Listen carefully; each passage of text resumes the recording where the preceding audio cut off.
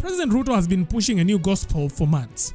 Kwa miaka 30 ijayo, Kenya hii itabadilika. A promise to lift Kenya into first world status in his lifetime. Tutatoa Kenya kutoka third world. Tutapeleka Kenya first world.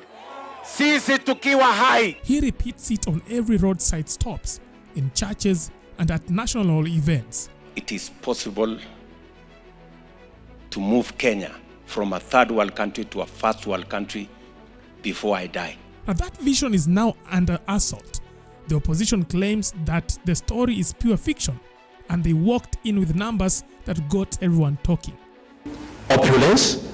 Today I saw some people from central Kenya, parastatal heads, the wider 7-star hotel, taking pictures, having breakfast, display of opulence from proceeds of corruption. Kenya, corruption is part of our life. Mr. Gachagua. And when Ruto is telling us, he is telling us, whereas Singapore is where it is because it dealt with corruption. Ruto is a conveyor belt of corruption in Kenya. Earlier today, Gachagua claimed the president borrows 3.5 billion Kenyan shillings every day and steals another 3.5 billion through procurement rings.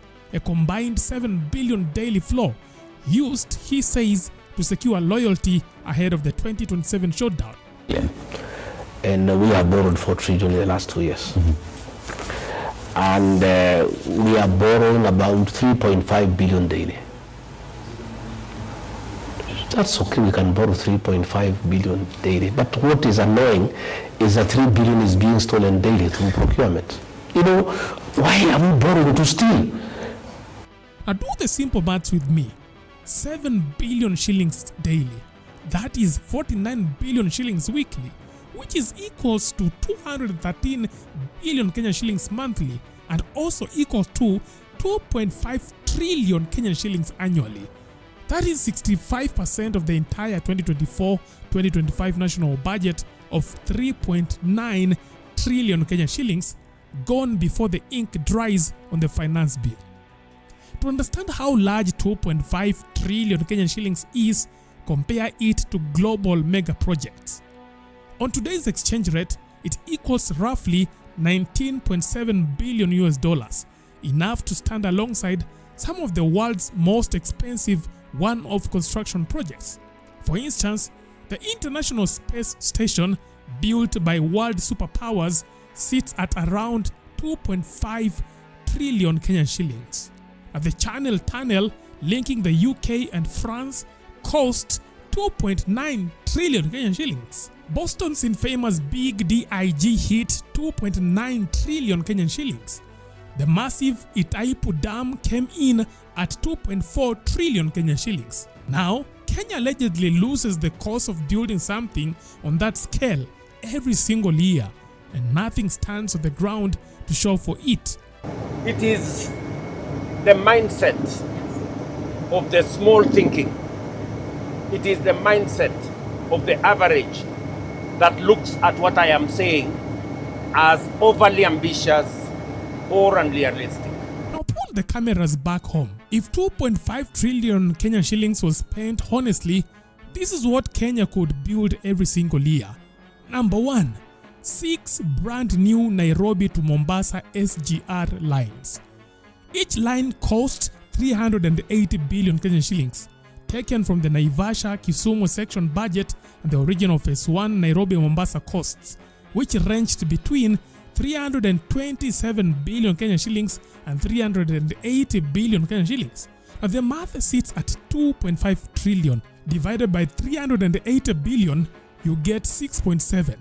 This produces 6 full standard gauge railway lines, each 482 km long.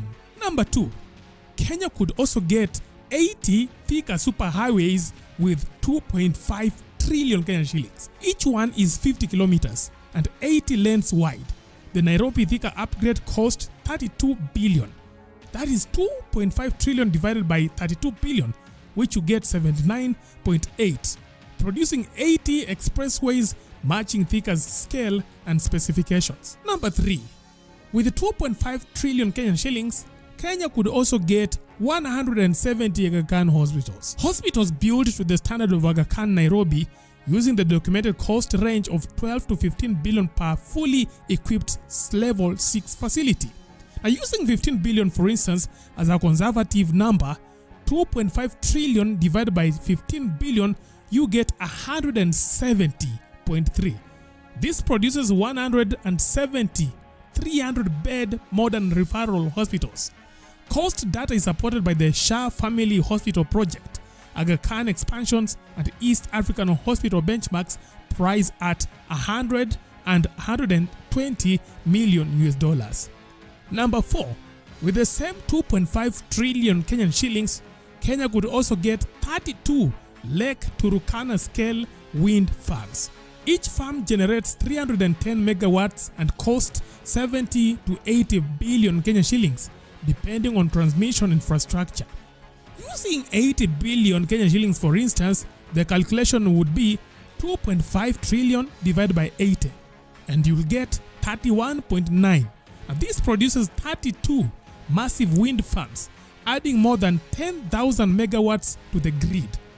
Costs verified through Wikipedia, the EIB, AFDB, and LTWP profiles. All of these projects are calculated using documented and real-world infrastructure budgets. Yani, 6 SGR lines, 80 major expressways, 170 referral hospitals, 32 mega wind farms, all fitting inside the same 2.5 trillion Kenyan shillings that Kenya allegedly loses every year. Now, according to Gachagua, Kenya is not poor. Kenya is being robbed in broad daylight with spreadsheets, smiles, and presidential handshakes. William Ruto and his government are borrowing 3.5 billion daily and only still 3 billion daily. You saw the other day a video, one of his MPs from Rift Valley, weighing money with a weighing scale. Because they have no time to count. The money is too much that counting billions will take a long time. So they weigh one note, they weigh one bundle, and they count it and they weigh. Then they use the weighing scale, to be able. I saw another video that there is a central bank in Italy. You saw notes being packed. All of this is money that is corruption through procurement. William Ruto has made corruption through procurement. 7 billion today, 7 billion tomorrow, 7 billion the day after. The meter is running and the thieves are not even hiding anymore. And he has started by having corruption in the State House, where he bribes people daily when people can see without even hiding, without even being ashamed. I used to see people bribing policemen, hiding a little bit. They would hide, fold the note. Because bribery is not a good thing, they will hide a little because they are ashamed, because bribery is not a good thing.